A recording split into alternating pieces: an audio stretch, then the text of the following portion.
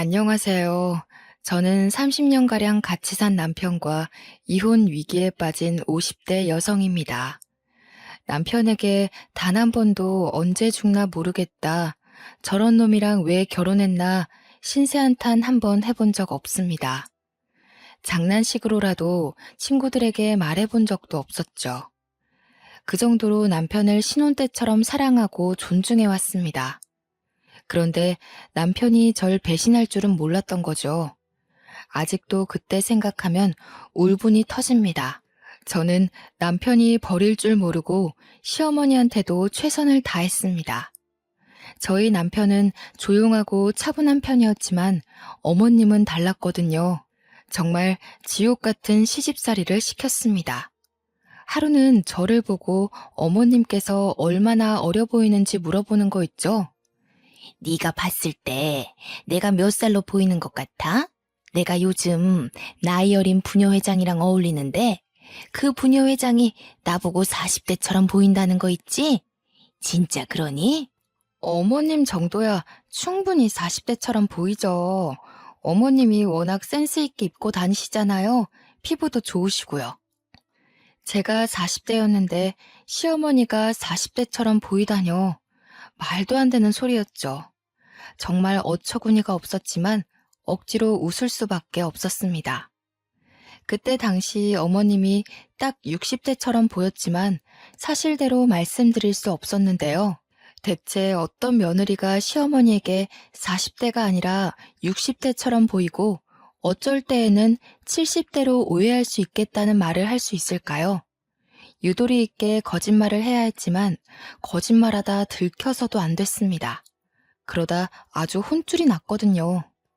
뭐? 너 사실 그렇게 생각 안 하는데 어쩔 수 없이 젊어 보인다고 말하는 거지? 도대체 표정이 왜 그러니? 내가 못할 말이라도 했어? 아니요, 저는 진심으로 말씀드린 거예요. 어머님처럼 젊게 사시는 분이 어딨어요. 제가 손사래를 치며 호들갑을 떨어도 소용없었습니다. 이미 마음이 상하신 어머님께서 저에 대한 인신공격을 하셨거든요. 예, 됐다. 내가 무슨 말을 하겠니? 네 집에 얹혀 산다고 눈치 줄 때부터 알아봤다. 아침마다 싫어하는 티 팍팍 내는데 내가 숨 쉬면서 살 수 있겠어? 너랑 사는 순간부터 지옥이 따로 없다. 정말 어이가 없어서. 어머님이 획 나가버리셔서 돌아오지 않길래 제발 그 부녀회장이라는 여자랑 친하게 지내지 않았으면 했습니다. 안 그래도 어머님께서 저랑 같이 다니면 또래 같다더니 친구 같다는 말을 하고 다니는데 부녀회장을 만난 뒤로 자화자찬이 더 심해졌습니다. 어느 날 갑자기 자기가 저보다 더 어려 보이는 것 같다는 소리를 하더군요. 어머님만 자존심 있나요? 그 말을 듣는 순간 제가 그렇게 늙어 보이나 마음이 상했습니다. 그 뒤로 제가 기초 화장품을 바꾸고 친구들이 좋다는 브랜드로 색조 화장품도 바꾸었는데요. 그런데 어머님이 그 모습을 쭉 지켜보고 있다 말씀하시더라고요. 너 요즘 따라 화장품 바꾸고 집에서도 예쁘게 꾸미고 다니더라. 나 견제하는 거니? 하긴 결혼했다고 너무 퍼질러 있는 게 심각했어. 그러니 우리 아들도 너랑 잠자리는 안 갖는 거 아니겠니? 어머님, 그게 무슨 말씀이세요? 아무리 며느리라도 그렇지 막말이 점점 심해지시는 거 아니에요? 세상에 막말이라니? 너 그동안 내가 한 말이 막말이라고 느꼈던 거니? 그렇게 안 봤는데 아주 근본 없는 년이네. 네 친정엄마가 그렇게 가르치디? 여기서 저희 엄마 이야기가 왜 나오는데요? 어머님이야말로 가정교육을 어떻게 받으신 거예요? 저도 귀한 딸이라고요.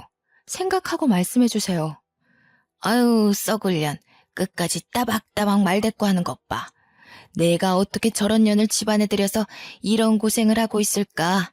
아이고, 인생아. 제 목소리가 커지니까 욕을 중얼거리시면서 자리를 피하셨습니다. 말싸움으로 이길 자신이 없으셨던 거죠. 대신 제가 한 말을 그대로 남편에게 말하였습니다. 시어머니께서 말씀하신 건 이야기도 안 하고 제가 뭐라고 한 것만 잃으셨더라고요. 퇴근하고 돌아온 남편 말을 듣는 순간 열이 받고 말았습니다. 당신 왜 우리 엄마한테 그런 식으로 말해? 아무리 시집살이가 힘들어도 그렇지. 예의 없게 굴면 안 되지. 예의 없게라니? 마음 같아서는 확 쏘아붙이고 싶었는데 참은 거야. 어머니가 나한테 뭐라 한 줄 알아? 나보고 근본 없는 년이래. 친정엄마가 그렇게 가르쳤냐고 따지더라. 엄마가 괜히 그랬겠어? 당신이 갑자기 버릇없게 구니까 그렇지. 아무리 스트레스 받아도 괜히 엄마한테 성질 부리지 마. 난 갑자기 성질 부린 적 없다니까? 어머님께서 나보고, 그만해. 나 피곤해. 일하고 오자마자 엄마한테 시달리고 또 당신한테 시달리고 싶지 않아.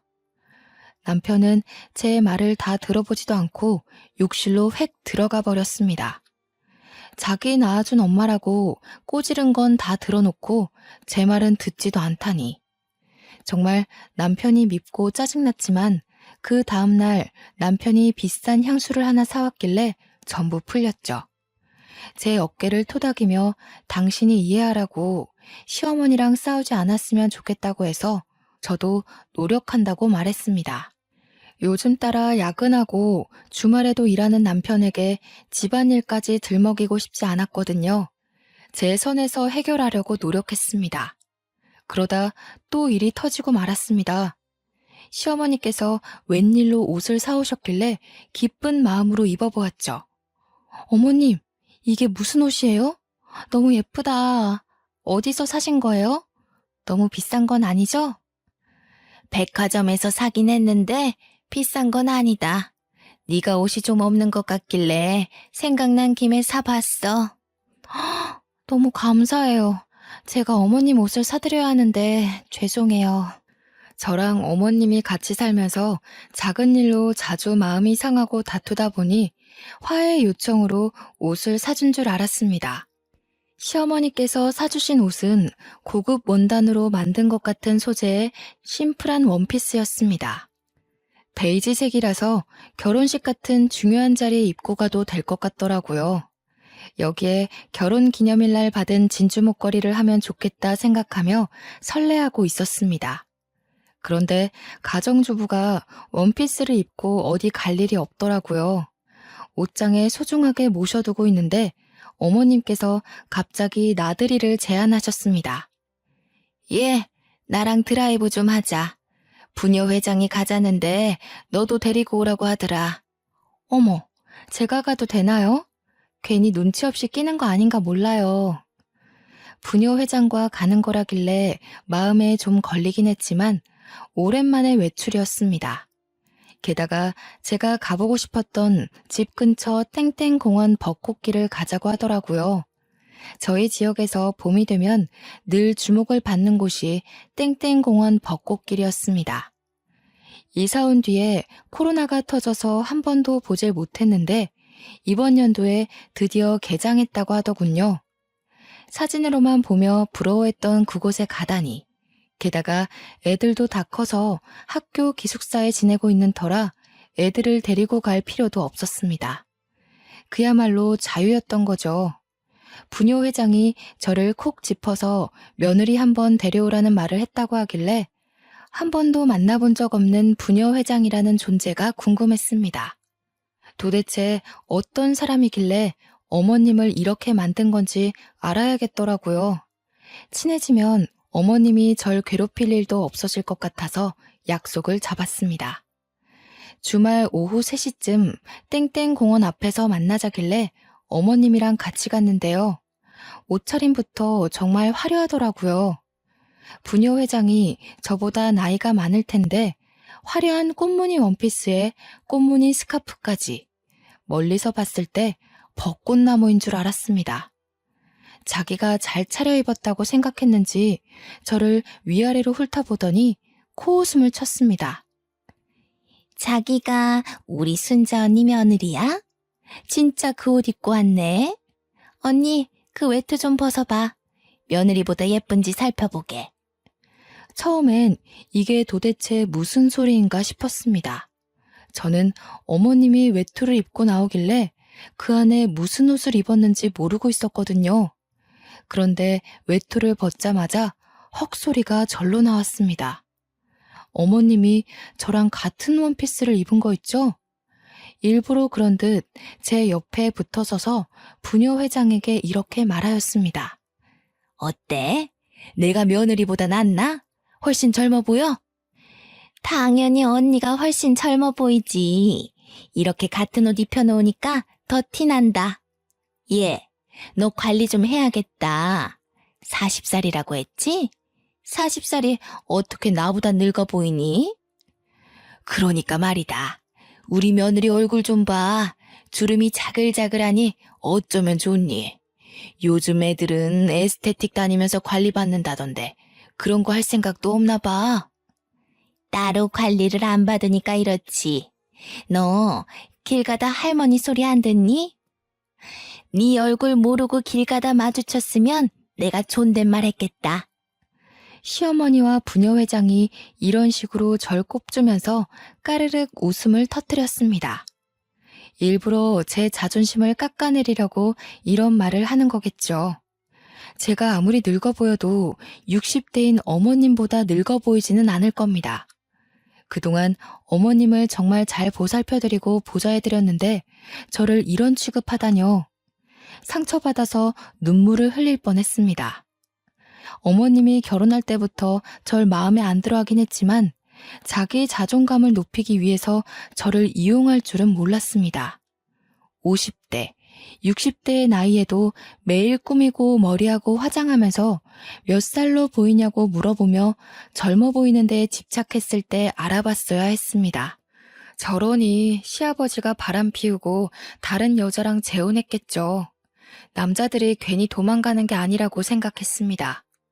분한 마음에 부들부들 떨며 어머님께 너무하다고 소리치기도 했는데요.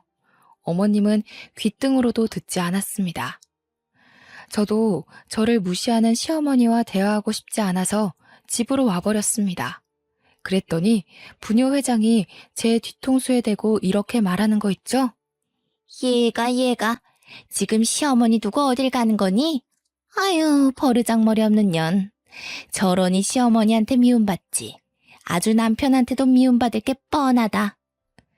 이렇게 저를 욕하고 모욕 주길래 부녀 회장에 대해 모든 걸 알아냈습니다. 나이는 47살에 포크레인 운전사 남편을 두고 있더군요. 아들도 포크레인 자격증을 따서 집안 대대로 그 일을 물려받으려는 모양이었습니다.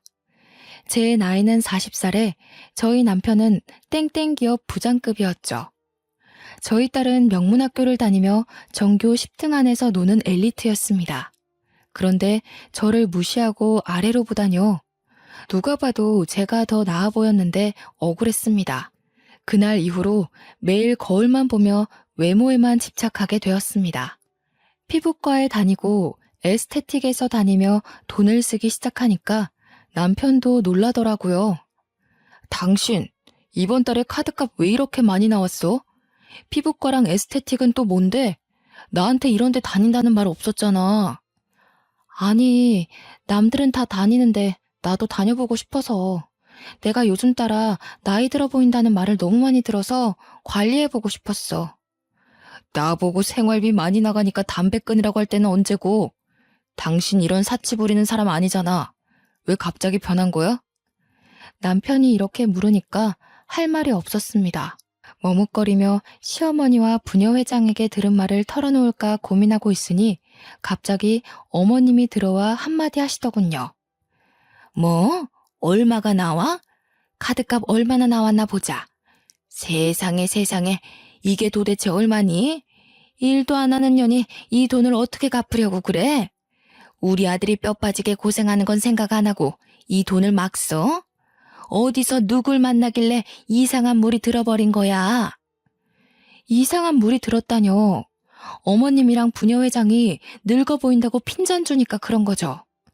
그런다고 이 돈을 다 썼다고? 네가 제정신이니? 이 돈이면 우리 손녀 다니고 싶다던 그 비싼 학원, 그 학원 보낼 수 있겠다. 그럼 저한테 그런 말 하지 말던가요. 이게 다 어머님 때문이에요. 얘가 뭐 어쩌고 저째?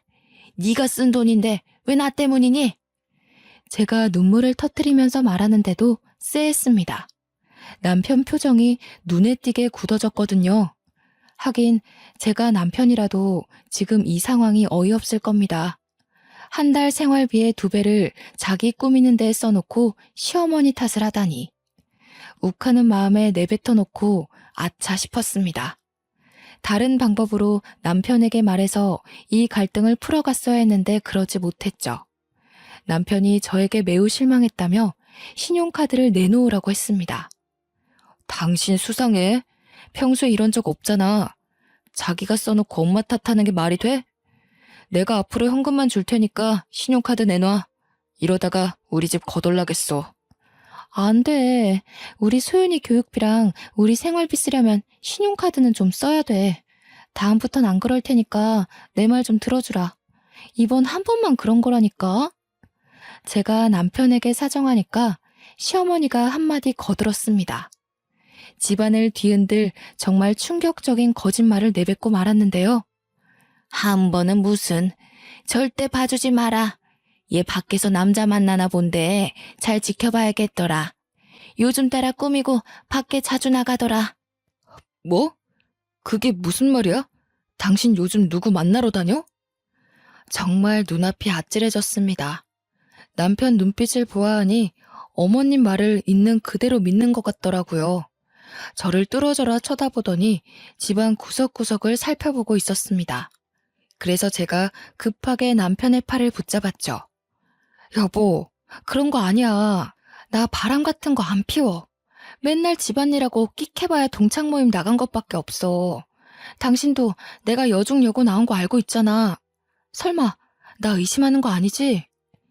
남편이 제 말을 듣고 우리 와이프가 설마 그러겠어 하는 눈빛을 보냈습니다. 그것도 잠시 어머님이 또 말도 안 되는 말을 꺼내길래 억장이 무너지고 말았습니다. 그걸 어떻게 믿니? 네 동창이 소개시킬 수도 있는 거고 인터넷을 만날 수 있는 건데. 어머님이 보셨어요? 제가 남자 만나거나 바람 피우는 거 보셨냐고요? 내가 괜히 이러겠니? 캥기는 게 있으니까 이러지. 남자가 생겼으니까 네가 안 하던 짓을 하는 거 아니야. 어머님 때문에 그런 거라니까요? 어머님이 저 볼 때마다 나이 들어 보인다 관리하라고 잔소리를 하시니까. 내가 언제? 구초라, 내가 그런 말 한 적 있니? 어머님께서 물론 남편이 있을 때 그런 말을 하신 적이 없었습니다. 남편이 워낙 바빠서 같이 있을 일도 없었고요. 실제로 남편은 그 말을 듣고 제 말이 아니라 시어머니 말을 더 믿는 것 같았습니다. 그 뒤로 저한테 차가워졌거든요. 안 그래도 자주 못 만났는데 오랜만에 저녁을 차려주거나 무언가 챙겨주어도 묵묵부답이었습니다. 저는 이게 다 시어머니와 부녀회장 때문이라고 생각했죠. 그러다 남편이 지방 출장을 가며 주말 부부를 넘어서 기러기 부부가 되었습니다. 남편을 거의 한 달에 한 번만 보게 되니 불안해지더군요. 이러다 영영 남이 되는 건 아닌가 초조해질 무렵이었습니다. 나이 차이가 많이 났던 남편에게 정년 퇴임 날이 다가온 모양이었습니다. 원래는 더 다닐 수 있는 나이였지만 회사에서 눈치를 준 것 같았죠. 하루아침에 회사를 관두게 되자 남편이 상태가 안 좋아졌습니다. 자존심이 많이 상했는지 이상하게 예민해지더라고요. 틈만 나면 저에게 신경질을 내길래 저도 점점 말이 험하게 나오고 있었습니다. 남편과 제가 최고로 심하게 싸운 날은 평일 대낮이었습니다. 점심을 먹으며 제가 생활비가 걱정된다고 했는데요. 요한 마트에서 캐셔 구하던데 이력서 제출해보려고. 이러다가 생활비 부족해질 것 같아. 곧 있으면 우리 소연이도 고등학교 들어가는데 걱정이다. 대학 등록금 어떡하지? 그걸 왜 밥 먹다 이야기해? 내가 체하는 꼴 보고 싶어? 나보고 뭐 경비원 일이나 주차요원 일이라도 알아보라는 거야? 아니, 그건 당신이 싫다며. 그래서 내가 일하겠다잖아. 왜 갑자기 성질을 내는 건데? 내가 뭐 당신한테 무턱대고 취직하라고 했어? 백화점에서 청소하는 사람이랑 주차요원 구하길래 지원해보자고 한 거잖아. 당신이 동네 사람들 만날 것 같아서 싫다며. 어떻게 그런 일을 하냐고 나보고 하지 말라고 했잖아. 그럼 당신은 아무렇지도 않아? 마트 캐셔로 일하다가 동네 사람들 만나도 아무렇지도 않냐고.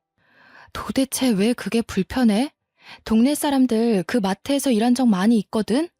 당신 다른 사람들 눈치 좀 보지 마. 일단 우리가 먹고 살아야 하는 거 아니야? 그렇게 돈이 걱정되면 당신 애인한테 가서 좀 달라고 해. 우리 엄마가 그러는데 동네에 소문 쫙 났다고 하더라? 뭐? 무슨 소문? 어머님이 또 뭐라고 말씀하셨는데? 당신 오랫동안 연애하고 있는 사람이 있다며.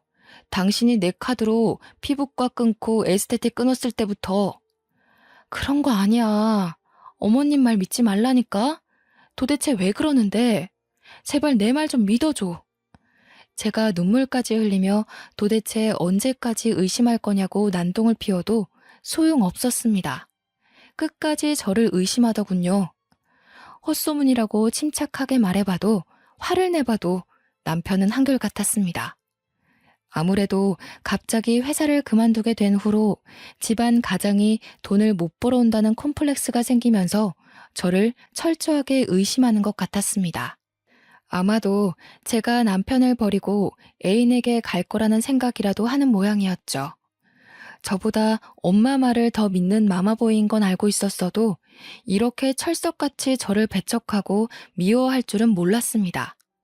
괜히 같은 핏줄인 게 아니었습니다. 어머님도 젊어 보이고 싶고 늙어가는 게 싫은 콤플렉스가 있으니 저한테 괜히 시비를 걸고 미워하는 거겠죠. 남편도 그 피를 물려받아 자기가 못생기고 키도 작고 나이도 많은데 그나마 잘 벌어오던 돈도 못 벌어오니 절 의심하는 것 같았습니다. 둘이 한 편을 먹고 저를 몇 년 동안 왕따시켰습니다. 절 두고 몰래 외식을 하고 오거나 여행을 다녀오는 일도 잦았는데요. 아침 일찍 일어나 마트 캐셔 일을 하고 오니 남편과 시어머니가 없어서 그러려니 했습니다. 저를 왕따시키고 어딜 놀러 갔을 거라고 생각했죠. 그런데 안방에서 이상한 말소리가 들리더라고요. 가까이 다가가 귀를 기울여 보니 여자 몸매 이야기를 하는 게 들렸습니다. 그 여자 몸매 봤니? 허리는 잘록하고 골반 넓은 게 애 잘 낳을 것 같더라. 며느리랑 너무 달라. 어떻게 그 나이 먹도록 20대처럼 날씬한가 몰라. 그러게. 성격도 좋은데 애교까지 많더라. 엄마 며느리가 그러면 얼마나 좋아? 얘, 자기 애인한테 애교 부려야 하는데 너한테 애교 부릴 시간이 있겠니? 내가 여러 번 말했지? 걔 이상한 점 한두 가지 아니라고. 그런데 증거가 없잖아. 엄마 말대로 수상해 보이는데 일하러 간다길래 따라가 봐도 진짜 마트 캐셔일만 하고 있던데? 우리가 365일 따라다녔니? 걔가 매일 바람 피는 것도 아닐 텐데 한두 번 따라다니면 안 되는 일이야. 지금이라도 남자 만나는 거 잡아내서 이혼해야지. 언제까지 그런 애랑 같이 살 거니? 차라리 오늘 만난 댄스 스포츠 선생이랑 재혼해라. 재혼은 무슨 재혼. 우리 소윤이 생각하면 이혼은 하면 안 돼. 요즘 이혼이 별거 아니라고 하지만 동네에서 우리 집 이혼했다고 소문났을 때 나도 너무 힘들었어. 그때 엄마도 힘들었잖아. 걔 딸이라면 아주 사족을 못 써서 이혼해도 꽁꽁 숨기고 있을 거다. 그럼 며느리가 바람 피우는 것처럼 몰래 만나보던가. 뭐? 어떻게? 이러면서 시어머니가 남편에게 말하는 목소리가 작아지길래 심장이 빠르게 뛰었습니다. 남편과 어머님이 도대체 무슨 말을 하고 있는 걸까요? 죄 없는 저를 두고 남자 숨기고 있다고 의심하고 힐난하는 것도 모자라 저 몰래 바람까지 피우려고 작전을 세우고 있었습니다. 저는 남편이 댄스 스포츠를 배우러 간 사실도 모르고 있어서 얼른 안방문을 열고 들어가 보았죠. 제 예상대로 남편과 시어머니가 저를 보고 놀라서 눈을 동그랗게 뜨고 있었습니다. 아유, 깜짝아. 얘가 왔으면 기척이라도 낼 것이지. 왜 말도 없이 문을 열어? 어머니, 방금 무슨 말씀하시는 거예요? 댄스 스포츠가 뭐요? 지금 저 몰래 저희 남편 바람 피우라고 여자 소개시켜 주려는 거예요? 뭐? 이게 미쳤나? 내가 무슨 치매라도 걸린 줄 알아? 이게 다 너 때문 아니니? 우리 아들이 요즘 죽고 싶다는 말을 자주 하길래 병원에 가봤더니 우울증이라고 하더라. 너는 우리 아들이 이렇게 되도록 뭐 했니? 설마 또 남자 만나고 온 거야? 남자라뇨. 어머님이랑 당신 둘 다 이상해. 내가 아니라고 몇 번 말해야 돼? 나는 한 번도 바람 피운 적 없다고. 남편만 병원에 갈 게 아니라 어머님도 병원 가봐야 할 것 같아요. 둘 다 아주 미친 것 같아. 봐봐라. 이렇게 이상한 또라이 취급하면서 끝까지 바람 피우는 거 숨기는 거. 너 같은 것은 지금 당장 이혼당해서 혼쭐이 나봐야 한다. 손녀딸만 아니었음 이 집에서 내쫓겼다고. 저도 소윤이만 아니었으면 바로 이혼했어요. 도대체 언제까지 저 의심하실 건데요? 아니라고 하면 믿어야죠. 쫓아다녀봤는데 남자 만나는 거 못 봤으면 믿으셔야 하는 거 아니에요? 이게 어디까지 엿들은 거야? 더러운 쥐새끼 같은 년. 너 같은 년 때문에 우리 아들이 이 모양 이 꼴이 된 거야. 우리 아들이 바람 피워도 넌 할 말도 없을 것이다, 이 더러운 거사. 어머님이 저한테 삿대질을 하며 입에 담을 수 없는 욕을 내뱉었습니다. 물론 저도 욕하지 말라면서 뭐라 소리를 질렀죠. 그동안 쌓인 스트레스가 쌓여서 제가 뭐라 했는지 기억도 나지 않았습니다. 정말 미친년처럼 고함을 지르고 눈물을 흘렸던 것 같아요. 지금 생각해보면 남편이랑 시어머니가 병원에 가야 하는 게 아니라 제가 가야 했습니다. 마음속에 곪은 상처가 많이 있어서 툭 하면 눈물을 흘렸거든요. 저는 친정이 제주도라서 갈 도리도 없었습니다. 마트 캐셔 일을 하면서 모은 돈으로 친정으로 가서 돌아오지 말까 생각도 해보았는데요. 기숙사 생활을 하며 인서울을 목표로 하고 있는 제 딸이 걱정되더라고요. 제가 획 가버려서 이혼이라도 당하면 제 딸 소윤이가 마음이 심란해져서 입시도 망치고 앞길을 막을까 걱정이 되었습니다. 어떻게 얻은 귀한 딸인데 제가 아이를 가지기 힘든 몸이라 시험관 시술을 통해 늦은 나이에 가진 아이였습니다. 계속 아이가 유산되는 것도 남편이 나이가 있는 것도 한몫했는데 시어머니가 계속 저만 탓했던 것도 생각이 났습니다. 남편은 그래도 연애했을 때 기억도 남아있고 제가 유산했을 때 정말 잘해주어서 미운 정이라도 남아있는데 시어머니는 정말 미워할 수밖에 없는 존재였죠. 이렇게 며느리를 헐뜯고 미워할 거면 혼자 사시지. 혼자 살기 싫고 끝까지 아들 끌어안고 살 거면 결혼을 시키지 말지 하는 마음이 굳세게 느껴졌습니다. 하지만 이미 결혼한 거 어쩌나요? 우울증에 걸렸다는 남편이 너무 걱정돼서 남편이랑 다시 병원을 찾아가 보았습니다. 처음에는 남편만 상담실에 들어가서 이야기를 나누더니 의사 선생님께서 저보고 들어오라는 말을 하였습니다. 그러면서 저보고 정년퇴임 때문에 우울증이 온 것 같다고 하시는 거 있죠? 구철 씨가 원하는 정년퇴임 날짜가 있었는데 회사에서 갑자기 권고사직을 요구하는 바람에 그 상처가 컸나 봅니다.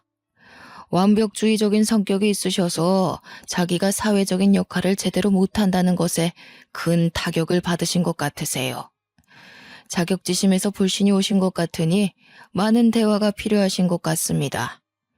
집에만 있지 마시고 두 분이서 같이 새로운 취미를 가져보세요.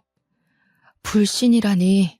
그 말을 듣는 순간 남편이 의사한테도 제가 바람을 폈다느니 별의 별말을 다 말했을 것 같다는 예감이 들었습니다. 남편이 끝까지 저를 믿지 못하는데 취미는 무슨 취미인가요? 동사무소에서 시큰둥하게 상담실을 나와서 병원을 나서니 남편이 저를 따라오며 물었습니다.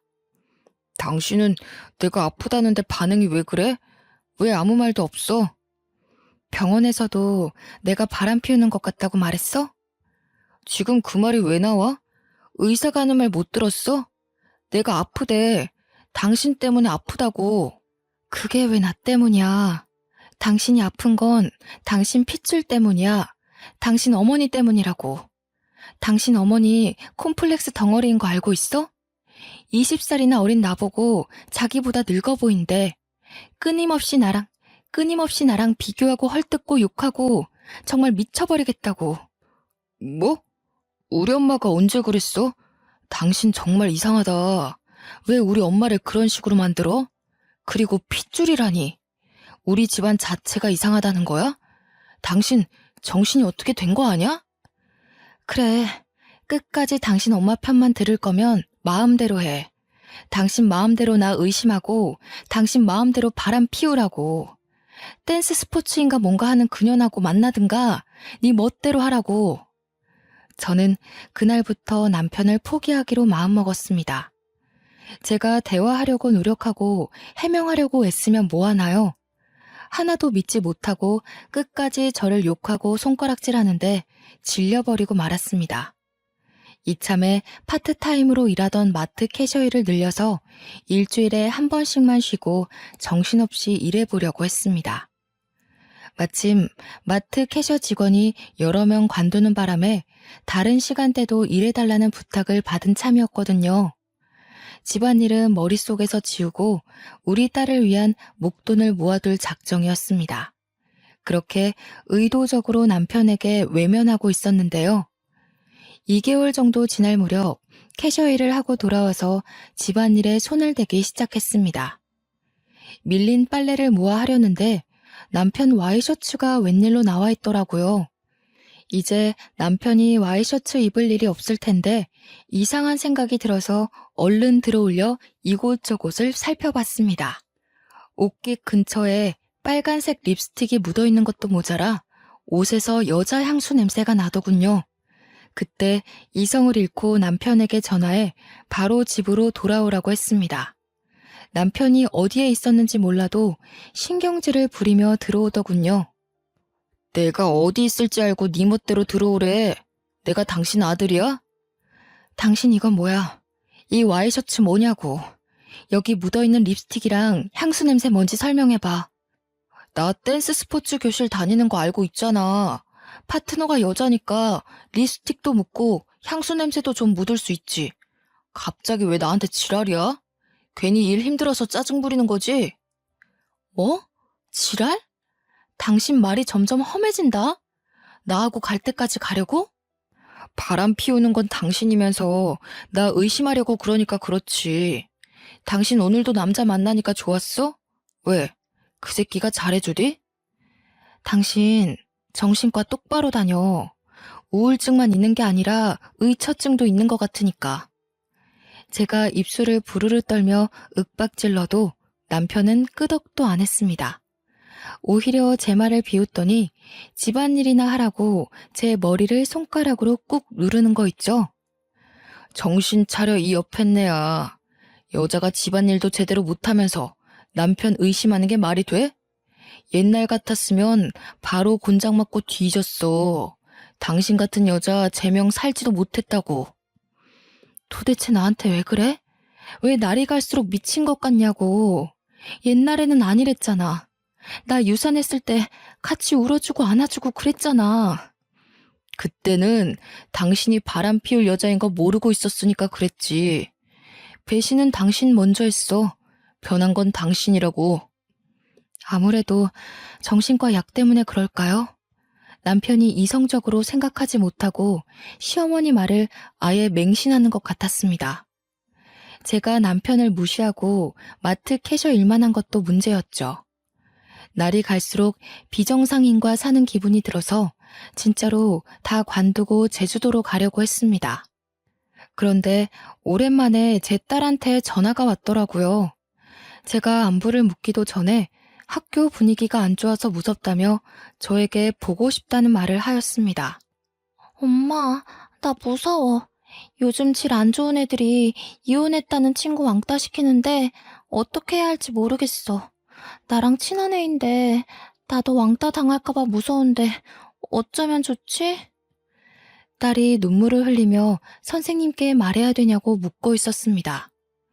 기숙사 생활을 해서 안 그래도 친구들 관계에 민감한데 제일 친한 친구가 최근에 부모님이 이혼을 했다고 따돌림을 당하고 있다는 것이었습니다.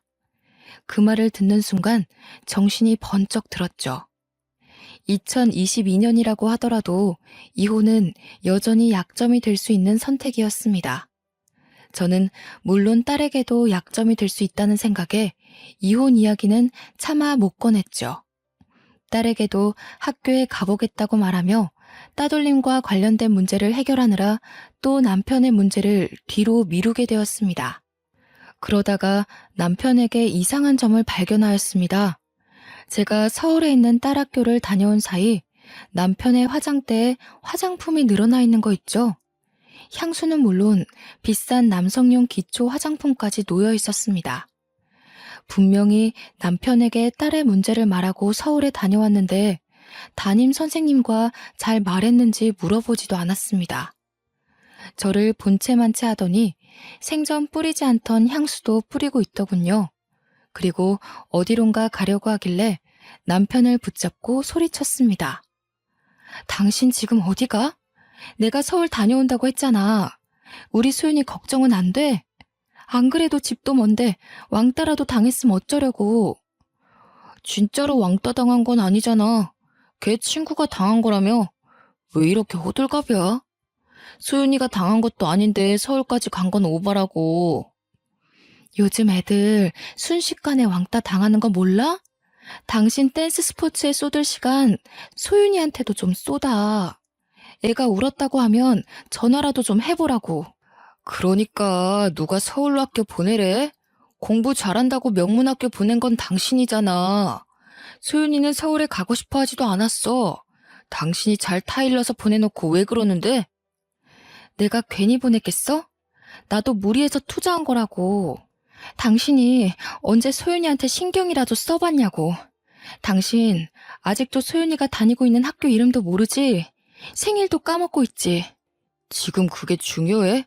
난 소윤이한테 부끄러운 짓 한 적 없어. 근데 당신은 했잖아. 대놓고 속이고 남자 만나고 즐겨놓고 무슨. 남편이 이렇게 말하고 현관문을 쾅 닫고 나가버렸습니다. 보나마나 댄스 스포츠 교실을 간 것 같길래 제가 쫓아가 보았죠. 여자를 만나서 데이트하거나 여자 집에 들어갈 줄 알았는데 제 예상과는 다르게 댄스 스포츠 교실로 들어가 수업을 듣고 있었습니다. 선생님처럼 보이는 남자의 지도에 따라 자세를 잡고 춤을 추길래 제가 괜한 의심을 했나 싶었습니다. 저한테 모진말을 한 것도 마음이 고장나서 그런 거 아닐까 하는 생각에 아주 잠시 스쳐 지나갔는데요. 갑자기 문틈 사이로 여보! 라는 소리가 들리더군요. 그래서 문에 바짝 붙어서 남편과 여자 파트너를 지켜보았습니다. 여보, 우리 소윤이는 어쩌지? 왕따 당하면 안 되는데. 괜히 친구 잘못 만나서 따돌림 당하면 나 속상해. 불륜녀가 자기가 남편의 진짜 와이프가 된 것처럼 굴길래 대체 어떻게 생긴 작자가 그러는지 보려고 눈을 크게 떴습니다. 아무리 살펴봐도 익숙한 얼굴이더군요. 진짜 누구일까 생각하던 와중 부녀회장의 얼굴이 떠올랐습니다. 시어머니를 닥달해 같은 옷을 입히게 만든 그 사이코 작자요. 그 여자가 괜히 저한테 그런 짓을 저지른 게 아니었습니다. 제 인생이 탐나고 질투나니 어떻게든 빼앗고 망치려고 한 것이었습니다. 제가 충격을 받아 멍하니 서 있으니 남편이 부녀회장보다 한술 더 뜨더군요. 절대 왕따 안 당해. 우리 소윤이가 누구 딸인데 왕따 당하겠어? 왕따 당하더라도 걱정하지 마. 내가 당장 달려가서 혼내줄 테니까. 서울에 있는 땡땡 학교까지? 당신 안 그래도 바쁜데 어떻게 거기까지 가? 요즘 땡땡 기업 바쁘잖아. 당신이 거기서 일 제일 잘해서 사람들이 당신만 찾는다며. 딸 문제 때문에 연차 쓰면 사람들이 이해해줘야지. 뭐라 항의하면 자르면 돼. 어머, 우리 오빠 대단하다. 오빠랑 결혼하길 너무 잘했어. 남편과 불륜녀가 말하는 대화는 전혀 사실이 아니었습니다. 불륜녀가 진짜 와이프고 소윤이가 자기 친딸인 것처럼 구는 것부터 거짓이었죠. 게다가 남편이 소윤이를 생각하는 것도 거짓, 아직 땡땡 기업에 다니고 있는 것도 거짓이었습니다. 남편이 땡땡 기업에 다니고 있을 때에는 인정받지 못하고 구닥다리 취급받은 적이 많이 있었습니다. 남편이 바람 피운 이유는 불륜녀가 남편의 환상을 채워줘서일까요? 댄스 스포츠 회원들이 남편과 불륜녀를 부러워하며 동경하는 눈빛을 보내자 남편의 어깨가 절로 올라가 있는 게 보였습니다. 회원들도 남편과 불륜녀가 부부인 걸로 알고 있더라고요. 자연스럽게 제 딸 소윤이 이야기를 꺼내며 문제가 얼른 해결됐으면 좋겠다. 그건 그렇고 전부터 둘이 인꼬 부부 같아서 부러워하길래 허탈한 웃음이 절로 나왔죠. 게다가 더 충격적인 말이 회원들의 입에서 나오고 있었습니다. 그리고 이번에 늦둥이 생긴 거 참 축하해요. 이 나이에 아주 기적이야, 기적. 맞아요. 아들 갖고 싶다고 노래를 부르더니 결국 생기네. 가만 보면 둘이 바라는 대로 다 되는 것 같아. 정말 대단해. 제가 이 말을 듣고 놀라서 문을 벌컥 열어버리고 말았습니다. 댄스 스포츠 교실 회원들도 이 동네 사람들일 텐데 소문날 건 생각도 안 하고 아주 난동을 피우고 말았죠. 당신 지금 바람 피운 것도 모자라 임신시켰어? 이 여자 임신시킨 거냐고. 갑자기 찾아와서 무슨 말 하는 거야? 수업 중인 거 안 보여? 나가서 이야기해. 뭘 나가서 이야기해. 여기서 이야기해. 이거 놔. 여기서 이야기하라고. 마음 같아서는 사람들 다 있는 데서 남편을 힐난하고 싶었지만 힘이 따라주지 않았습니다. 남편에게 붙잡혀 질질 끌려 나오고 말았죠. 그것도 모자라 남편에게 믿을 수 없는 말을 듣고 말았습니다. 우리 경자한테 애가 생겼어. 당신도 만나는 남자 있을 테니까 서로 비밀 지키자. 안 그래도 소윤이 친구가 이혼 가정이라고 왕따 당했다며? 나도 우리 소윤이 왕따 당하는 거 원치 않아. 소윤이 대학 갈 때까지 비즈니스 커플로 남게. 내가 몇 번을 말하면 믿을래? 내가 결백하다는 거 죽은 다음에 믿으려고? 난 결백해. 내 이름 걸고 우리 엄마 이름 걸고 우리 소윤이 이름 걸고 단 한 번도 바람 피운 적 없다고. 당신 나중에 후회하지 말고 지금이라도 무릎 꿇고 싹싹 빌어. 빌긴 뭘 빌어? 내가 미쳤다고 배신자 앞에서 무릎 꿇을 것 같아? 나한테 바람 피울 구실 준 건 당신이야. 당신 이러는 거 점점 심해지는 것 같아. 약 제대로 먹고 있어? 병원 다니고 있는 거 맞는 거야? 이 여편네가 이제는 날 정신병자 취급하고 있네? 야, 너야말로 정신 차려. 남자라면 아주 사족을 못 쓰는 년 주제. 그 말을 듣는 순간 머릿속이 새하얘졌습니다. 눈물이 와르르 쏟아지면서 다리에 힘이 풀리더군요. 제가 풀썩 주저앉았는데도 남편이 미친년, 나쁜 년, 안 되려고 연기하네라며 상스러운 욕을 하길래 제가 이혼하자고 소리쳤습니다. 남편이 조용히 하라고 동네 창피하다고 하길래 교실 안으로 달려들어갔죠. 그리고 있는 힘껏 목소리를 높였습니다. 저기요, 지금 이 둘이 진짜 부부 같죠? 이 여자는 불륜녀예요. 정신 아픈 우리 남편 갖고 놀다가 내 자리 뺏으려는 불륜녀라고요. 지금 이 여자가 당신들한테 말한 거 다 거짓이에요. 허세라고요. 울 남편이 땡땡 기업 그만둔 지가 언젠데 뭐가 어째? 우리 딸 얼굴은 알고 있니? 감히 우리 딸 이름을 들먹여. 내가 어떤 고생을 하고 사는지 알고 있어? 알고 있냐고. 제가 불륜녀 머리채를 붙잡고 난리를 치니까 남편이 저를 떼어내려고 했습니다. 초인적인 힘을 발휘해 불륜녀에게서 안 떨어지려고 하니까 남편이 욕을 하더군요. 그래서 확 불륜녀 머리채를 놔버렸습니다. 불륜녀는 당연히 엉덩방아를 찌으며 눈물을 흘리더라고요. 저는 불륜녀가 생쇼를 하며 눈물을 흘리던 말던 남편 뺨을 후려쳤습니다. 거기서 끝내지 않고 경찰을 불러 이 두 놈이 가족을 버리고 붙어먹더니 임신까지 했다고 일러 바쳤습니다. 경찰은 이걸 어떻게 해야 하나 난감해하는데 불륜녀가 시치미를 떼더라고요. 애는 무슨 애요? 저희는 그냥 수업 같이 듣는 사람인데 갑자기 찾아와서 제 머리채를 잡아 뜯었어요. 그냥 미친년 같다고요. 아, 그래? 그럼 이 회원들이 들은 말은 뭐지? 경찰 아저씨, 회원들한테 물어봐요. 이 여자 배 쓰다듬으면서 뭔 말했는지. 그, 그걸 왜 물어봐요? 그런 건 물어보지 마세요. 친하지도 않은 사람들인데, 왜? 아, 그러면 물어보지 말고 바로 병원 가보자. 그렇게 당당하면 지금 산부인과 가서 사진 찍어보자고. 네 뱃속에 애가 있는지 없는지 살펴보자니까. 이 미친년이 왜 그래? 이거 안 나? 미친년은 너지.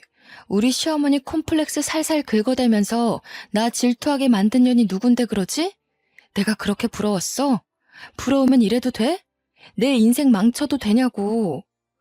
제가 불륜녀 팔을 세게 잡아당기며 광분하니까 경찰들이 뜯어 말렸습니다. 이런 건 경찰 소관이 아니라서 이혼 소송하고 위자료를 요구해보라는 거 있죠. 정말 억울했지만 경찰들이 하라는 대로 해야죠. 어쩌겠어요.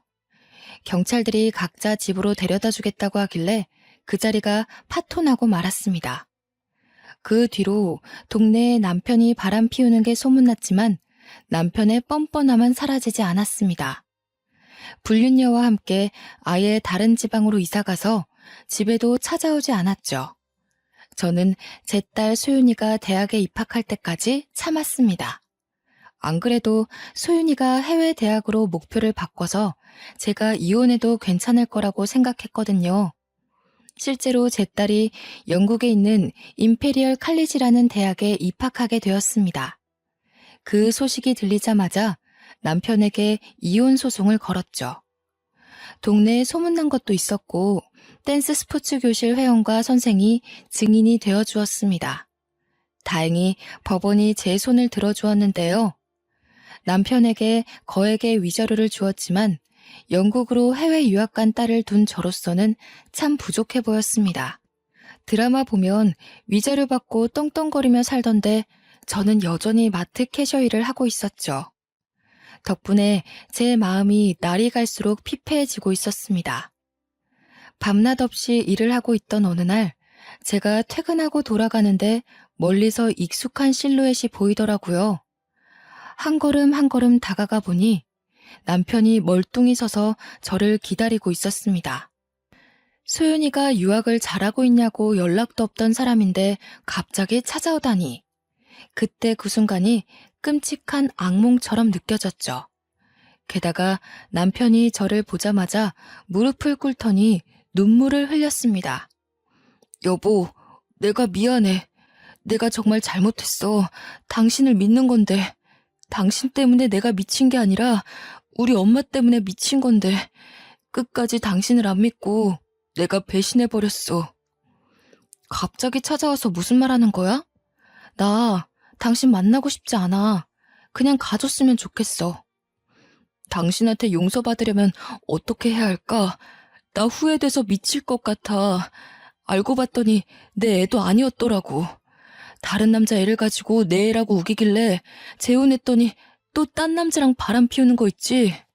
내가 이렇게 돈이 없을 줄 몰랐대. 땡땡 기업이라고 엄청 대단하게 봤다면서 날 버리더라고. 뭐? 당신 애가 아니라고? 그걸 어떻게 알았는데? 나랑 누나 둘 다 A형인데 애가 B형이 나왔더라고. 전혀 나올 수 없는 혈액형이라서 친자 검사를 해봤는데 내 애가 아니라고 하더라. 그 말을 듣는 순간 웃음이 바로 터져나왔죠. 땡땡 기업에서 겨우 버티다 잘린 주제에 능력남인 것처럼 연기하다 결혼하고 나서 딱 걸렸나 봅니다. 괜히 허세를 부리니 그런 꽃뱀 같은 여자가 걸리는 거겠죠. 제가 한참을 웃다 남편을 내려다보며 한마디 해주었습니다. 근데 이걸 어쩌나? 우리 소윤이 이번에 간 영국 임페리얼 칼리지 졸업하면 억대 연봉을 벌어줄 텐데. 난 그 돈 당신이랑 나눠 갖긴 싫은데? 여보, 그러지 말고 나랑 앉아서 차분하게 대화 좀 해보자. 우리 소윤이 이야기도 좀 듣고 싶어. 우리 소윤이 무슨 과 갔다고 했지? 소윤이가 말하지 말래. 아버지가 너무 증오스럽다나 뭐라나. 다시 재혼할 생각하지 말고 여러 남자 만나며 연애나 하라는데? 물론 제 딸이 억대 연봉 자리를 제안받거나 아버지에 대해 심한 말을 내뱉은 건 아니었습니다. 하지만 보통 임페리얼 칼리지를 졸업하면 7, 80%가 고소득자가 된다고들 하니까요. 게다가 소윤이가 재혼하지 말고 연애 많이 해봤으면 좋겠다는 말을 했습니다. 100% 거짓은 아닌 셈이죠. 제가 이리 말하니까 남편이 애가 탔나 봅니다. 안절부절 못하면서 제 손까지 잡더라고요. 그래서 획 뿌리치고 집으로 들어가 버렸습니다. 물론 실제로 제 딸이 성공해서 남편에게 복수하고 싶다는 생각은 했습니다. 신께서 이 소망을 들어주셨는지 제 딸이 졸업할 무렵 좋은 취업 자리가 들어왔습니다. 딸과 영상통화하며 그 소식을 전해 들었는데 대학도 안 나온 제가 이해할 수 없는 어려운 영어가 섞여 있어서 설명은 잘 못 드리겠네요. 경영을 공부한 제 딸에게 딱 알맞은 일자리라는 것만 알고 있었습니다. 게다가 제가 소망했던 억대 연봉 자리라서 그 금액만 기억에 남아 있습니다. 그 소식을 시어머니와 남편에게 알려주며 액땜을 하니 집안에 좋은 소식만 들려오고 있다는 참교육을 해주었습니다. 한동안 연락이 없던 어머님도 군침을 삼키며 빌빌거릴 정도의 금액이었죠. 어머님과 남편 둘 다 제 집으로 찾아와 문을 두들기길래 제가 한마디 했습니다. 집까지는 왜 찾아오셨어요? 이럴 시간에 우리 딸 맛있는 거 사줄 돈이나 보내세요. 혹시 몰라요? 우리 소윤이 마음이 풀려서 몇 달러라도 줄지? 얘야, 왜 말을 그렇게 하니? 나는 너랑 잘 지내고 싶어서 온 거야. 소윤이가 결혼할 때 아빠 자리가 없으면 남편 쪽 집안에서 뭐라 하겠니? 우리 소윤이 생각해서 다시 합치자. 우리가 너 달달 볶거나 의심할 일은 없을 거다. 글쎄요. 오히려 이런 아버지와 할머니가 있다고 하면 장가 오려던 남자도 도망갈 것 같은데요. 소윤이가 외국 남자랑 결혼하면 어쩌려고 그래요. 집안 망신도 모자라 나라 망신 시키지 말고 더 이상 찾아오지 마세요. 시어머니가 끝까지 제게 매달리며 다시 생각해보라고 하길래 소금을 뿌렸습니다. 남편은 소금을 맞으면서도 끝까지 실실 웃으며 저한테 매달리더라고요. 여보, 왜 그래? 나 정신과 다니고 있는 거 알고 있잖아. 그때는 내가 미쳐서 그랬고, 나 치료받아서 그럴 일 없어. 신혼 때처럼 당신 사랑해주고 아껴줄 수 있다고. 아껴주긴 개뿔. 내가 아니라 소윤이 돈을 아껴주겠지. 제가 말하려는 남편 얼굴에 소금을 던지니까 입속에 와르르 소금이 들어가더군요. 소금을 마신 남편이 캑캑거리고 있길래 시어머니 얼굴에도 소금을 쏟아보았습니다. 어머님은 당연히 소금을 물대포처럼 맞았다가 눈에 소금이 들어갔는지 눈물을 흘리시더라고요. 제가 그 모습을 보고 손가락질하며 비웃었습니다. 아까는 간신배처럼 잘 쪼개더만 끝까지 웃고 있어야지. 얼른 웃어. 바보같이 제 말을 듣고 어머님과 남편이 웃고 있더군요. 제가 그 모습을 사진으로 찍어두고 어머님과 남편에게 연락이 올 때마다 그 사진을 보내두고 있습니다. 저한테 굴욕을 당한 어머님과 남편은 이제 연락도 안 하고 잠적한 상태인데요. 이러다 돈이 궁하면 저한테 와서 빌빌거리겠죠. 그럴 때 어떤 방법으로 복수해줄까 고민하고 있습니다. 여러분이라면 어떤 복수를 할 것 같으신가요? 좋은 방법이 있으시면 추천 부탁드립니다. 지금까지 제 사연 들어주셔서 감사합니다.